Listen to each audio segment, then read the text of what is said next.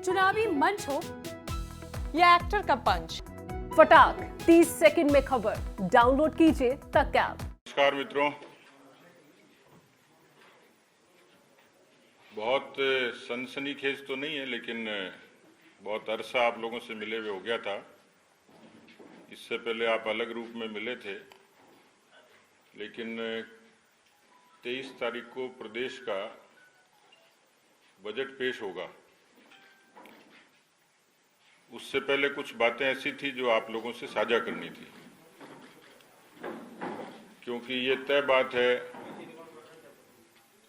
कि मुख्यमंत्री जी 2 घंटे लंबा भाषण पेलेंगे, बीच में 18 बार पानी पिएंगे, विपक्ष को कोसेंगे और बजट में निकलेगा वही ढाक के 3 पात। क्योंकि पिछले लगातार 3 बजट के बाद और ऐसे ही राज्यपाल महोदय के 3 अभिभाषण के बाद,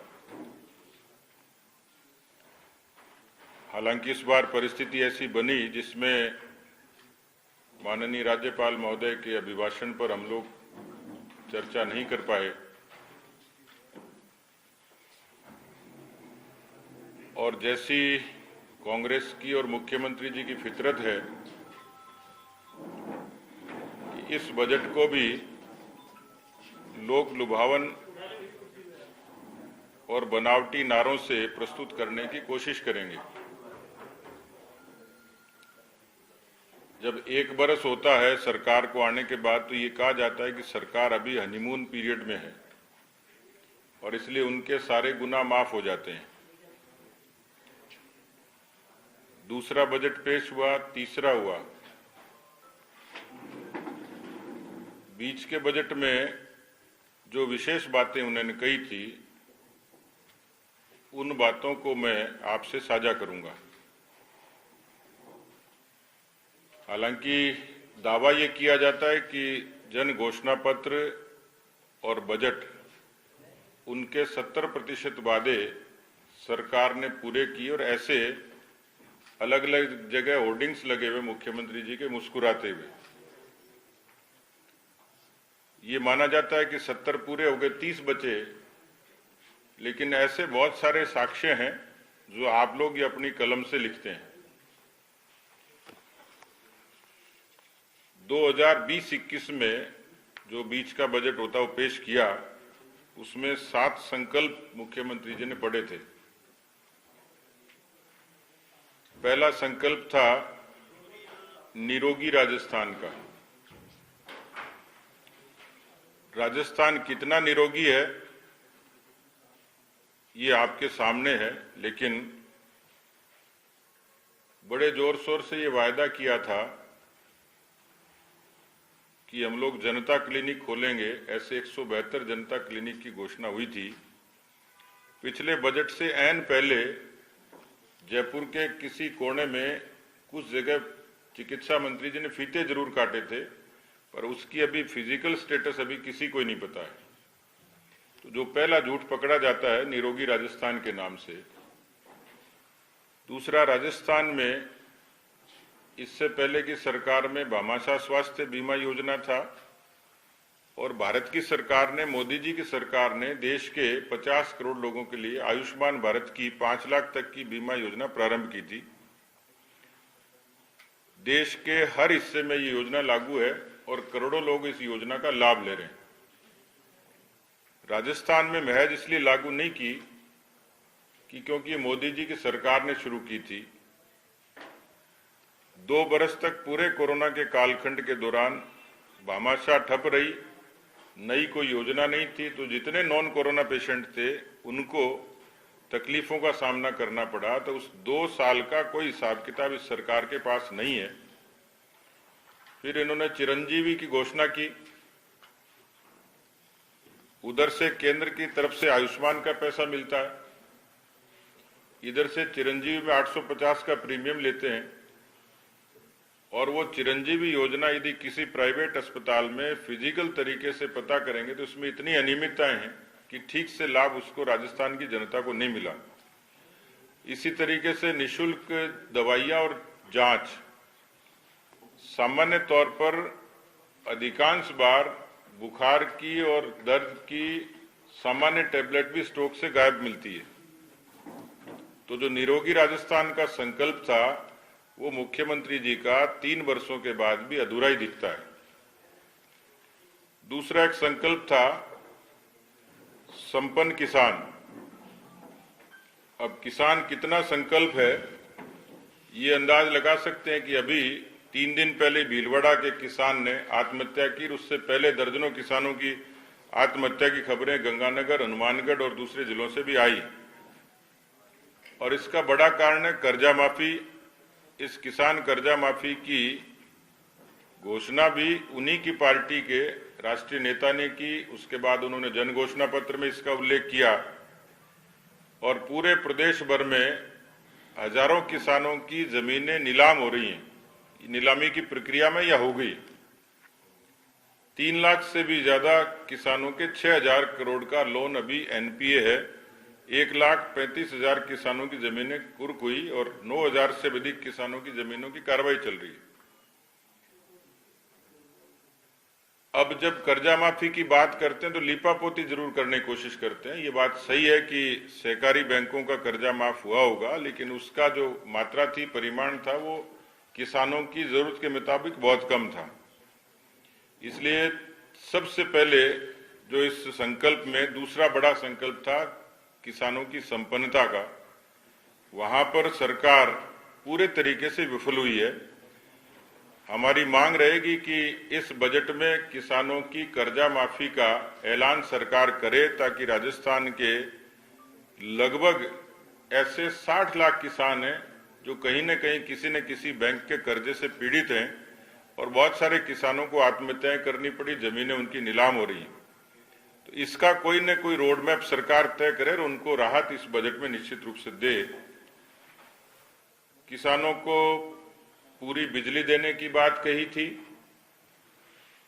उसमें अभी 15 जिलों में ऐसी है जहां पे दिन में बिजली मिलती है, बाकी सभी किसानों को, शेष जिले के किसानों को रात को बिजली मिलती है। और इस भीषण सर्दी में जिस तरीके की तकलीफें हुई उसमें बहुत सारी जगह कुछ दुर्घटनाएं भी हुई हैं। एक पिछली सरकार के दौरान जो किसानों को 833 रुपए की सब्सिडी मिलती थी, इस सरकार ने घोषणा करी थी 1,000 रुपए की, लेकिन उसको भी इतना टिपिकल बना दिया कि लगातार 2 साल से किसानों को वो सब्सिडी का लाभ नहीं मिल पाया। उसकी भरपाई कैसे करेगी सरकार, इसके बारे में कुछ स्पष्ट नहीं किया है। तीसरा इन्होंने लिखा था संकल्प महिला, बाल एवं वृद्ध कल्याण। आप सब जानते हैं कि इस समय राजस्थान में महिलाओं के अपराध सर्वाधिक हैं, सर्वाधिक अत्याचार हैं और एक आंकड़े के मुताबिक 18 बलात्कार प्रतिदिन होते हैं। महिलाओं के प्रति इस सरकार की संवेदनशीलता इसी बात से पता लगती है कि किसी भी तरीके से महिलाओं के प्रति, बालिकाओं के प्रति अपराधों को रोकने में ये सरकार पूरे तरीके से नाकाम हुई है। और एक छोटा सा उदाहरण है, बेटी बचाओ बेटी पढ़ाओ के केंद्र के इनिशिएटिव का 23 करोड़ रुपए जो इनको खर्च करना था, उसका आधा भी खर्च ये नहीं कर पाए, दिए हुए पैसे को भी खर्च नहीं कर पाए। तीसरा स्लोगन था इनका, चौथा था सक्षम मजदूर, छात्र, युवा और जवान। देखिए, राजस्थान के विद्यार्थियों की, नौजवानों की क्या दशा वो आपसे छुपी हुई नहीं है। एक संस्था है centre for monitoring of Indian economy, उसका सर्वे कहता है कि 27% बेरोजगारी ये राजस्थान में है। बहुत सारे वायदे नौजवानों से किए, खासतौर पर रोजगार देने की जो बात कही, मुझे अभी वापस जब राज्यपाल महोदय के अभिभाषण पर जब मुख्यमंत्री जी धन्यवाद प्रस्ताव कर रहे थे, वो आंकड़ा फिर से दुरुस्त कराना पड़ेगा। इन्होंने जिन नौकरियों की घोषणा की थी उसमें कुल मिलाकर जो पिछले 3 बजट में 1,80,000 पदों पर भर्ती निकालने की घोषणा की थी। तीसरे अभिभाषण में ये कहा गया कि 1 लाख नियुक्तियां दी जा चुकी हैं तथा 94,000 भर्तियां प्रक्रियाधीन हैं।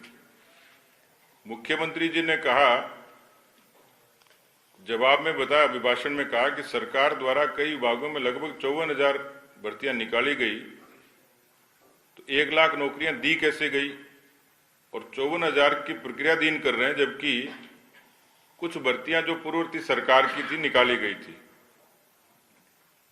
इसी तरीके से नौजवानों में संविदा कर्मियों का एक बड़ा मसला है। इन्हीं ने अपने जन घोषणा पत्र में भी उल्लेख किया और ये अलग अलग बार अलग अलग डेलीगेशंस में इसका भरोसा भी दिया और मंत्रिमंडल की उपसमिति बनी, लेकिन अभी तक 3 वर्ष बीत जाने के बाद उन संविदा कर्मियों की नियमितीकरण का कोई भी तरीके का आश्वासन या किसी भी तरीके का भरोसा सरकार ने नहीं दिया है। सरकार ने 1 फरवरी 2022 तक कुल 16,54,106 बेरोजगार पंजीकृत बताए। इसमें से 13,64,290 स्नातक और अधिस्नातक हैं। इसमें से 6 लाख बेरोजगार युवाओं को मुख्यमंत्री युवा संबल योजना के अंतर्गत बेरोजगारी भत्ते के लिए आवेदन उन्होंने किया। 31 जनवरी 2022 तक कुल 4,02,826 बेरोजगारों को ही बेरोजगारी भत्ता देने की बात की गई। जो शेष 12 लाख बेरोजगार हैं, उनके भत्ते का कहीं उल्लेख नहीं है। दूसरा, 2019 में शुरू की गई इस योजना को नए युवा जोड़ने की जब बात कही गई तो युवाओं ने इसको खारिज कर दिया। पिछले साल तक 1,60,000 बेरोजगारों को भत्ता दिया जाता था। नई योजना में लिमिट बढ़ाकर 2 लाख जरूर कर दी, लेकिन इससे अभी तक केवल 10,000 बेरोजगार जुड़ पाए और इसमें इसका बड़ा कारण है कि इसमें इंटर्नशिप की एक बैरियर सरकार ने लगा दिया, जिसको नौजवानों ने स्वीकार नहीं किया। 2021 में बेरोजगारी भत्ते पर बजट का प्रावधान था 1,012 करोड़ रुपए। इसमें से करीब 600 करोड़ रुपए भत्ते के दिए गए, 400 करोड़ का अभी भी शेष है। इंटर्नशिप को जरूरी करने के कारण 4 घंटे की इंटर्नशिप जरूरी की, तो जो प्रतियोगी परीक्षाओं की तैयारी जो नौजवान करते हैं, उन्होंने इसको सिरे से खारिज कर दिया।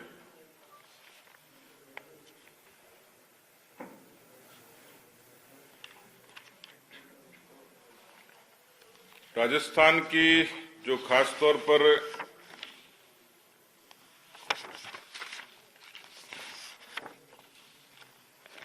पांचवा जो संकल्प इन्होंने बताया था 2021 के बजट में, शिक्षा का परिधान, हमारा संकल्प शिक्षा का परिधान। राजस्थान के शिक्षा के इंफ्रास्ट्रक्चर के बारे में यदि ठीक से आप आकलन करेंगे तो अधिकांश स्कूल बुनियादी सुविधाओं से वंचित हैं। अभी भी बहुत सारे स्कूल्स में उस तरीके के बुनियादी जरूरतें पूरी नहीं हुई हैं। क्लासरूम्स की कमी है, टॉयलेट्स की कमी है, बिजली के कनेक्शंस भी नहीं है। महात्मा गांधी अंग्रेजी विश्वविद्यालय खोलने की घोषणा की, हालांकि महात्मा गांधी जी भी अंग्रेजी शिक्षा के पक्षधर नहीं थे और उनके भाषणों में अनेक बार इसका उल्लेख होता है, लेकिन फिर भी जैसी अलंकृत करने की आवश्यकता उनको लगती है, जिस तरीके से वर्णित करते हैं मुख्यमंत्री जी, इसमें दिक्कत वहां पैदा हुई कि जहां अंग्रेजी स्कूल तो खोल दिए, लेकिन वहां हिंदी माध्यम में पढ़ने वाले बच्चों के लिए कोई वैकल्पिक व्यवस्था नहीं होने से वहां एक बड़ा प्रश्न खड़ा हो गया कि वो बच्चे जाएंगे कहां।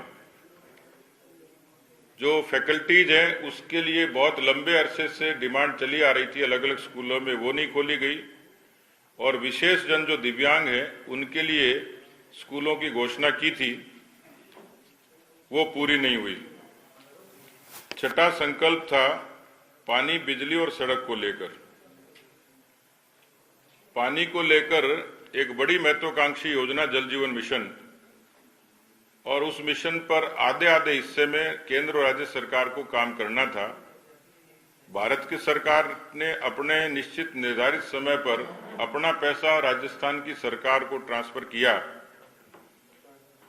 2024 तक इनका जो लक्ष्य था 84 लाख का, जो घर घर नल पहुंचाने का था, वो 60 लाख ही पूरा हो पाएगा। अभी तक की जो रफ्तार और नीयत है, केंद्र ने इस पर संज्ञान लिया है।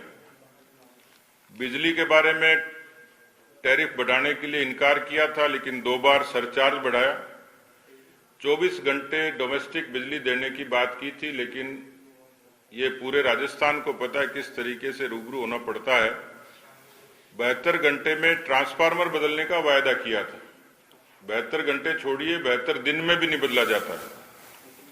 और शिकायतों की सुनवाई, ये कहा जाता था कि ये जो कंट्रोल रूम है, हेल्पलाइन है, इससे आपकी तत्काल सुनवाई होगी, उस पर कोई रेस्पॉन्स नहीं होता। और अभी तक जिस तरीके से बिजली घरों में कोयले की आपूर्ति का मसला, सरकार अपने विचार की सरकार होते भी छत्तीसगढ़ से उसको अभी तक भी ठीक तरीके से उसको मैच्योर नहीं कर पाई, ये सरकार की एक बड़ी विफलता है। 7वां संकल्प था कौशल व तकनीकी प्रदान। मुझे लगता है कि सरकार को इन सारे संकल्पों के बारे में, लेकिन इस संकल्प के बारे में सरकार को कोई व्हाइट पेपर देना चाहिए कि आपने कितने लोगों को स्किल किया, कितने लोगों को तकनीकी से दक्ष किया, कितने नौजवानों को, और राजस्थान के कितने नौजवानों को उसका लाभ मिला है। क्योंकि ये स्लोगन जरूर है, पर राजस्थान की सरकार की तरफ से अभी तक कोई उल्लेखनीय स्किल डेवलपमेंट से नौजवानों को स्वरोजगार से लेकर उनको रोजगार की दिशा में कोई बड़ी उपलब्धि हासिल हुई होगी। सरकार के इन वायदों के बाद जो लगातार हर बजट में इस चीज को रिपीट किया जाता था, बहुत जोर देकर ये कहा कि हम राइट टू हेल्थ ये कानून लेके आएंगे, नई खेल नीति बनाएंगे, नई खनिज नीति बनाएंगे, एक ऐसा जवाबदेही कानून बनाएंगे जो सरकार की गई बातों को, घोषणा को अमल में लाकर लोगों को रिलीफ देंगे। जेम पार्क की घोषणा की, राजस्थान में नए जिलों की घोषणा कई जगह बड़े आंदोलन के रूप में दिखती है, लेकिन उस पर कोई काम नहीं हुआ। राजस्थान में फूड प्रोसेसिंग की यूनिट्स के लिए खाद्य प्रसंस्करण की बड़ी संभावनाएं हैं, उस पर अभी तक कोई सरकार की तरफ से कोई काम नहीं हुआ। मसाला बोर्ड के गठन की बात कही गई, क्योंकि राजस्थान का एक पर्टिकुलर क्षेत्रों में अलग अलग जगह मसालों की बड़ी तादाद में पैदावार होती है। यदि मसाला बोर्ड का गठन होता और वो मसाला बोर्ड आगे कुछ काम करता तो राजस्थान की अर्थव्यवस्था में इसका बड़ा योगदान होता। प्रदेश की सार्वजनिक परिवहन नीति, इसके बारे में पिछले 3 बजट से लेके, अभिभाषण से लेके सरकार की तरफ से कोई एग्जीक्यूशन किसी तरीके से दिखा नहीं। राजस्थान में बहुत अरसे से कर्मचारियों की वेतन विसंगति के लिए उनके आंदोलन अक्सर होते रहते हैं, उस पर सरकार ने अभी तक कोई संज्ञान नहीं लिया है। लघु और सीमांत किसान हैं, उनके किसानों को मुफ्त बीमा की ये सरकार की घोषणा जरूर थी, पर वो अमल में नहीं आई। इसी तरीके से प्राकृतिक योग, यूनानी होम्योपैथी, इसके वेलनेस सेंटर्स को डेवलप करने की सरकार ने मंशा जाहिर की थी, उस पर नहीं हुआ।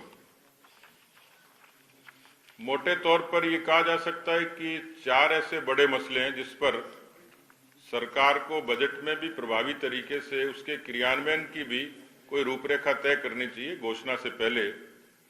मैंने किसान कर्जा माफी का जिक्र किया, बेरोजगारों का जिक्र किया कि राजस्थान की इस 27% बेरोजगारी के आगे 70 लाख नौजवानों ने परीक्षाएं दी हैं, और भर्तियों का आंकड़ा यदि मुख्यमंत्री की बात मान लें तो 1 लाख से ज्यादा आगे बढ़ता नहीं।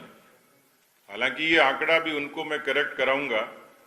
तो इतनी बड़ी संख्या के बेरोजगारों को, उनको सेल्फ एम्प्लॉयमेंट के लिए, प्राइवेट जॉब्स के लिए, गवर्नमेंट जॉब्स के लिए सरकार ने अभी तक कोई निश्चित कोई दिशा में रोड मैप तय नहीं किया। 15 भर्तियां ऐसी हैं जो लंबित हैं अभी तक, प्रशासनिक और वित्तीय कारणों से वो टेबल पे ही हैं।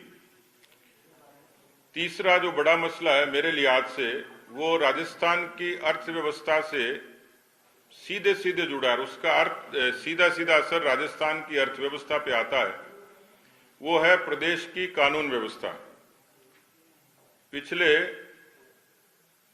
38 महीनों में राजस्थान को यदि राजस्थान की सरकार पर सवाल खड़ा किया जा सकता है, वो सवाल है राजस्थान की कानून व्यवस्था, राजस्थान के बढ़ते हुए अपराध।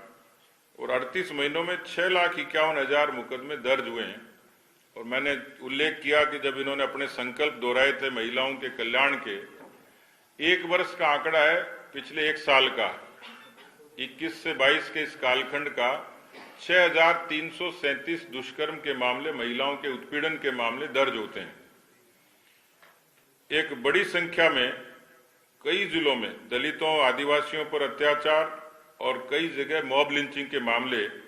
लेकिन प्रदेश में तस्करी, खनन, बजरी, नकल और नशे के माफिया पनपे हैं।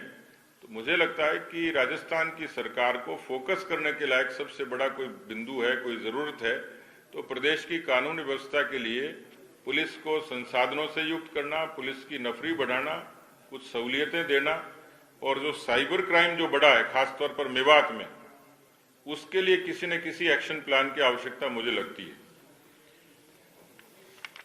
एक है, सरकार ने कहा था कि हम लोग जीरो टॉलरेंस पर काम करेंगे, ये मुख्यमंत्री जी ने कहा। मुख्यमंत्री जी ने कुछ दिनों बाद ये भी कहा कि यदि मेरे महकमे में भ्रष्टाचार है तो मैं क्या करूं। तो जीरो टॉलरेंस की बात करने वाले मुख्यमंत्री यदि ऐसे असहाय नजर आते हैं तो इस समझ में आता है कि सरकार पर भ्रष्टाचार का पूरा कब्जा है, पूरा साया है, और सरकार करप्शन को नियंत्रित करने में पूरे तरीके से विफल हुई है। राजस्थान में एक बड़ी मांग, मुझे जानकारी मिली कि लगभग 1,000 सीमावर्ती जिलों के जो पड़ोसी राज्यों के पेट्रोल पंप बंद होने की कगार पर हैं। 100 पेट्रोल पंप बंद हो गए और उसका बड़ा कारण है कि पड़ोसी राज्यों से पेट्रोल और डीजल की तस्करी बड़े पैमाने पर होती है। इससे सीधे सीधे प्रदेश के राजस्व को भी नुकसान होता है, और जो 1000 से लेकर 1100 पेट्रोल पंप बंद होंगे तो लोगों के उद्योग भी बंद होंगे। और इसका सीधा निराकरण का उपाय था कि सरकार डीजल और पेट्रोल पर वैट कम करती, ताकि दूसरे प्रदेशों के समकक्ष राजस्थान की जनता को इसमें राहत मिलती। राजस्थान में औद्योगिक गतिविधियां केवल सरकार के स्लोगन्स में है। कोई नया उद्योग जिससे लाखों लोगों को रोजगार मिलता हो, इस तरीके का राजस्थान की सरकार से कोई इनिशिएटिव नहीं। उसका कारण सरकार की उदासीनता है। हम बरसों से एक सिंगल विंडो की योजना सुनते थे, लेकिन वो सिर्फ कागजों में है। वो खिड़की भी नहीं दिखाई देती कि जहां किसी उद्योगपति को सहूलियत मिले। और उसमें भी जो इंफ्रास्ट्रक्चर उद्योगों के लिए चाहिए, जो वातावरण चाहिए, वो सरकार निर्मित नहीं कर पाई। और सबसे ज्यादा महंगी उद्योगों की बिजली कहीं है तो राजस्थान में है। एमएसएमई किसी भी स्टेट और केंद्र की, देश की अर्थव्यवस्था की एक बड़ा संबल हो सकता है, बड़ा कारक हो सकता है, क्योंकि उसमें करोड़ों लोगों को सीधे सीधे रोजगार का सृजन होता है। और इसलिए एमएसएमई के प्रोत्साहन के लिए राजस्थान की सरकार को किसी विशेष नीति की घोषणा करने की जरूरत है।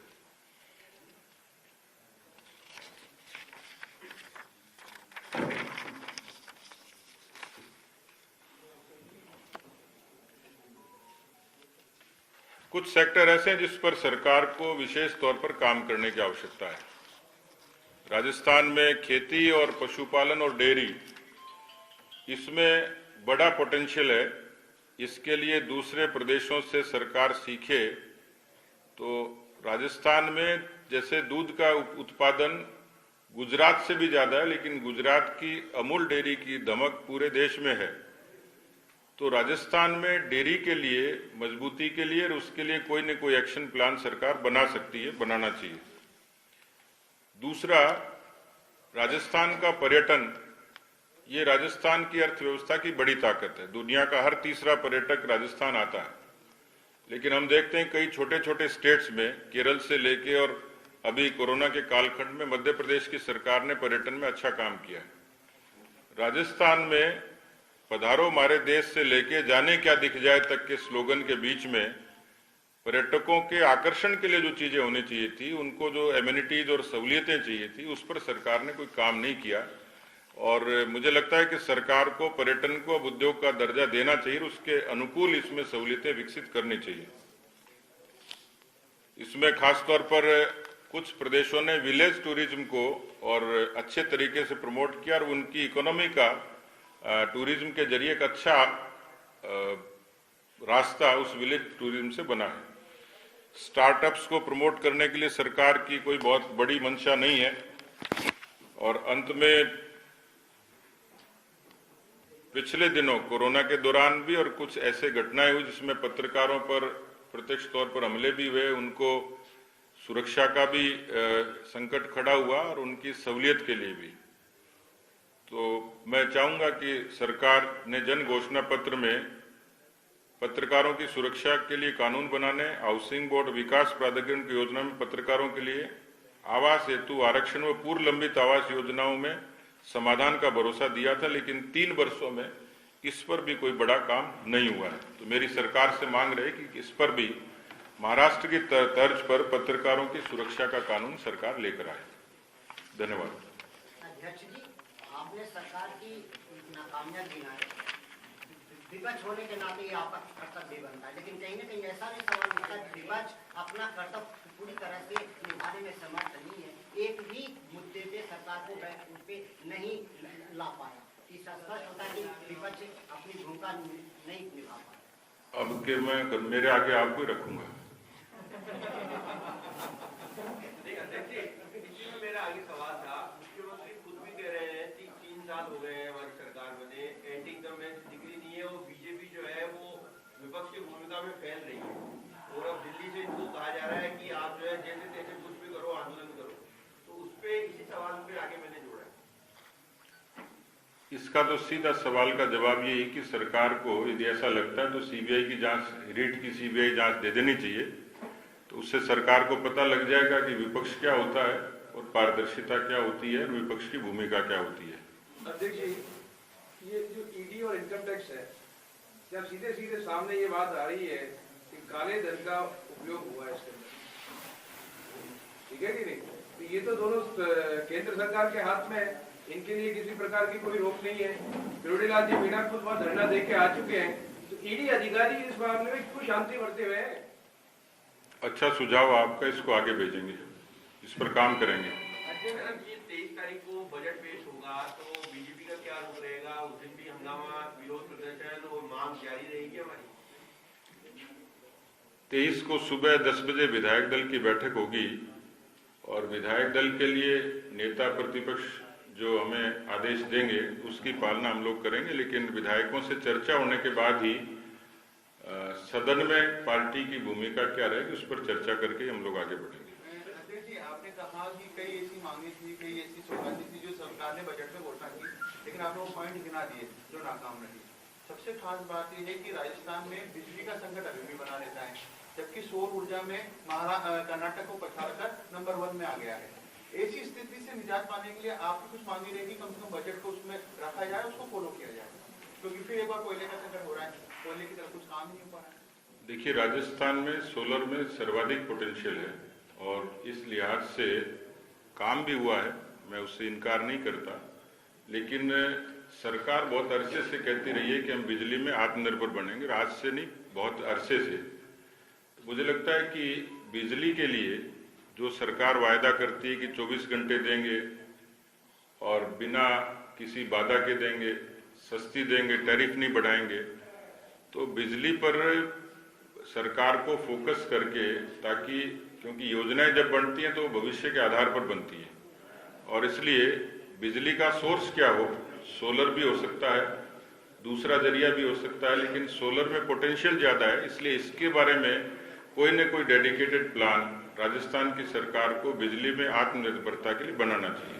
आप ही के पार्टी के जो सांसद है राज्यसभा के, उन्होंने कहा है कि रीट के मामले में जो कई आरोपी हैं उनकी मुलाकात गहलोत जी के गेस्ट पर सोनिया गांधी जी के साथ करवाई गई 10 जनपद में, तो क्या इसको एक मुद्दा बनाएगी बीजेपी विधानसभा में? देखिए, रीट के मामले में हाथ कंगन को आरसी क्या चीजें बहुत तरीके से खुल के आ गई हैं। इसमें सबसे ज्यादा कोई मास्टरमाइंड, इसमें कोई संगठन काम करता है और जिसका उल्लेख आप कर रहे हैं वो है राजीव गांधी स्टडी सर्किल, और जो सीधे सीधे सोनिया गांधी जिसकी पैटर्न है, और एक पूरा संस्थागत तरीके से ये राजीव गांधी स्टडी सर्किल, आप यदि इसकी इन्वेस्टिगेशन करेंगे तो कांग्रेस की बी टीम की तरह काम करता है और उसी तरीके की गतिविधियां करता है, लेकिन उससे भी ज्यादा आगे बढ़ के अनेक अवसरों पर इसके लोग माध्यमिक शिक्षा बोर्ड पर काबिज रहे तो बोर्ड में नकल का एक बड़ा सिलसिला शुरू हुआ और उस समय भी कई इस तरीके की घटनाएं आती थी, लेकिन अब रीट ने सारी चीजें खोल कर रख दी हैं। तो हमारी पुरजोर कोशिश है कि इस संस्थान के जरिए राजस्थान में युवाओं के साथ जो छल किया गया और उसमें जो लोग शामिल थे उन सबके खिलाफ भी, इस संस्थान के खिलाफ भी जितने हमारे को साक्ष्य मिलेंगे हम लोग उस पर काम करेंगे। अजय जी, रीट को लेकर आपने बड़ा प्रदर्शन किया, वसुंधरा राजे, कालीचरण सराफ और सिंह जी 3 विधायक मौजूद नहीं रहे। उन्होंने अपने अनुपस्थिति के और कारण बता दिए हैं, उससे ज्यादा मैं कुछ कहूंगा नहीं। भाई साहब, आज इस चित्तौड़ में गुलाब जी ने ये कहा है कि नेहरू जी अपने आप को गधा कहलाना वो पसंद करते थे, हिंदू कहलाना पसंद नहीं करते थे। आप कहाँ तक सहमत हैं? मैंने अभी वो बयान देखा और पढ़ा नहीं है और उसका बहुत गहराई से विश्लेषण करने के बाद ही कह पाऊंगा। जी सर, आपने बोला कि संजय जी और बाकी लोगों ने जवाब दे दिया जो प्रदर्शन में नहीं आए थे, तो क्या पार्टी कोई कार्रवाई करेगी उनके खिलाफ? नहीं, अनुपस्थिति अनुशासनहीनता नहीं होती है, वो पार्टी के प्रदेश के प्रभारी को तय करना है कि वो आगे क्या करेंगे। एक सवाल, विरोध किया आप लोगों ने सदन में, वो अभी आगे जारी रहेगा या उसकी एक अध्याय? 10 तारीख को चर्चा करेंगे उस पर, 10 बजे, 23 तारीख को 10 बजे। एक दुष्यंत सिंह के ऑफिस में घर पे जो है वो तोड़-फोड़ के मामले की जांच लंबित है और ये विवाद काफी गहरा हुआ भी लग रहा है पार्टी के अंदर, तो इसके लेके क्या मतलब जांच रिपोर्ट आ गई हो तो क्या कार्रवाई कर रहे हैं? उस पर चर्चा करनी है। अभी 2 पक्ष थे उसमें, एक क्रॉस वोटिंग हुई और क्रॉस वोटिंग के कारण जब कोई कार्यकर्ताओं के भीतर नाराजगी थी, क्योंकि वो जो घटना में जिन लोगों का जिलाध्यक्ष ने बाकी लोगों ने रिपोर्ट दी तो उसमें पार्टी के लोग थे। अब उसमें क्योंकि वो पथराव हुआ था क्रॉस वोटिंग के कारण, तो दोनों ही पक्ष हैं, उस पर बड़े स्तर पर ही कोई चर्चा होनी है। तो हमारे पास रिपोर्ट आई है, आंशिक है, अभी कुछ लोगों से और बातचीत करनी है। क्या दुष्यंत सिंह करवाई? नहीं, मैंने किसी का नाम नहीं लिया किसने करवाई, लेकिन हुई थी। वो पार्टी के लिए मेजोरिटी होते हुए क्रॉस वोटिंग होना उसमें पार्टी के लिए दुखदायी था। आपने ये बात कही है कि क्रॉस वोटिंग का परिणाम था कि पत्थरबाजी हुई, तो क्रॉस वोटिंग का परिणाम था तो दुष्यंत के घर हुई, तो इसका मतलब दुष्यंत नहीं करवाई? मैं नहीं कह रहा ये बात, आप ही कह रहे हो। बट सतीश जी, बार-बार ये चीजें सामने आ रही है कि जो एक गुट है बीजेपी के अंदर ही, वो भले ही आंदोलन करे, पार्टी ज्यादातर आंदोलनों में शामिल नहीं होते हैं, कई क्रॉस वोटिंग वाली घटना भी सामने आई, तो बार-बार ये जो हो रही है, क्या अरुण सिंह जी इसका संज्ञान ले रहे हैं? पार्टी कोई कार्रवाई कर रही है कि नहीं कर रही है? इसका प्रभारी जो इसका ठीक जवाब तो प्रभारी जी दे पाएंगे, लेकिन पार्टी में बहुत मसले ऐसे होते हैं जिनका कोई टाइम बाउंड समय नहीं होता है कि उस समय उसका फैसला करेंगे, लेकिन कुछ फोरम पर उसकी चर्चा बाकी है। और अभी क्योंकि केंद्रीय नेतृत्व भी उत्तर प्रदेश के चुनाव में व्यस्त है, उसके बाद ही चर्चा इस पर हो पाएगी। दावा है कि 70% हमने जो ये जो हमारा 70% घोषणाएं पूरी कर दी बजट को लेकर। तो कितने, आपका क्या कहना है, कितनी % अभी तक जो 3 बजट प्रस्तुत किए हैं इस कार्यकाल के, वो अभी अधूरे हैं? देखिए, प्रतिशत तो वही लोग कहते हैं जो पूरा नहीं करते हैं। वो ये बताते हैं कि हमने 286 घोषणाएं जन घोषणा पत्र में करी थी और हमने ये 222 पूरी कर दी, तो ये माना जाता है कि हाँ उनकी नीयत ठीक है। मैंने इतनी सारी चीजें गिनाई हैं, उसका यदि आकलन करेंगे तो 50% भी पूरी नहीं हुई और खाली अलंकरण है, खाली नारे हैं। नारों से पेट नहीं भरता है, सरकार को जमीनी तौर पर काम करके उनकी पूर्ति करनी चाहिए। किसानों की कर्जा माफी सबसे बड़ा उदाहरण है कि राहुल गांधी जी ने पोखरण में भाषण दिया था कि 10 तक गिनती गिनूंगा, किसानों का पूरा कर्जा माफ हो जाएगा। यदि ये कर्जा माफ हो जाता तो श्री गंगानगर के रायसिंह नगर के ठाकरी गांव के सोनलाल कडेल को अपने आत्महत्या का लाइव वीडियो जारी नहीं करना पड़ता, जिसमें उसने मौत को गले लगा लिया और राहुल गांधी जी और अशोक गहलोत जी को सीधे सीधे अपनी मौत का जिम्मेदार ठहराया था, और इसलिए एग्जीक्यूशन नहीं हुआ। ये उस बात का बड़ा प्रमाण है। अध्यक्ष जी, छत्तीसगढ़ के मुख्यमंत्री भूपेश बघेल कांग्रेस के ही हैं। अशोक गहलोत 2 बार उनको पत्र लिख चुके हैं, सोनिया गांधी को कह चुके हैं, लेकिन कोयला जो है वहाँ की छत्तीसगढ़ की खानों से राजस्थान को खनन की अनुमति नहीं मिल रही है। इसको लेकर के आप क्या चाहेंगे? क्योंकि राजस्थान में जो मौजूदा माइन है राजस्थान सरकार की छत्तीसगढ़ में, उसमें कोयला खत्म होने वाला है, 10 दिन का ही कोयला बचा है और एक बड़ा संकट आने वाला है राजस्थान पर बिजली को लेकर। इसी में ऐड कर रहा हूँ साहब, अब ये विदेशों से कोयला खरीदने की बात कर रहे हैं, आयात करने की बात कर रहे हैं, क्या आपको लगता है कि कोयले के नाम पर कमीशन खरीदी करते हैं? देखिए, मुख्यमंत्री जी के पत्र को दूसरे प्रदेश के उन्हीं पार्टी के मुख्यमंत्री यदि उनके पत्र को और गंभीरता से नहीं लेते हों तो ये दुर्भाग्यपूर्ण है। भगवान इंद्र को भी पत्र लिखा जाता तो शायद मान के बारिश कर देते। आपने क्या कहा? कोयले के नाम पर, क्योंकि आयात करने की बात चल रही है विदेशों से, क्या इसमें भी कमीशन खोरी होगी? क्योंकि सौर ऊर्जा की तमाम चीजें हैं, लेकिन आप कोयले के ऊपर ही आधारित हो रहे लगातार। अच्छी याद दिलाई आपने।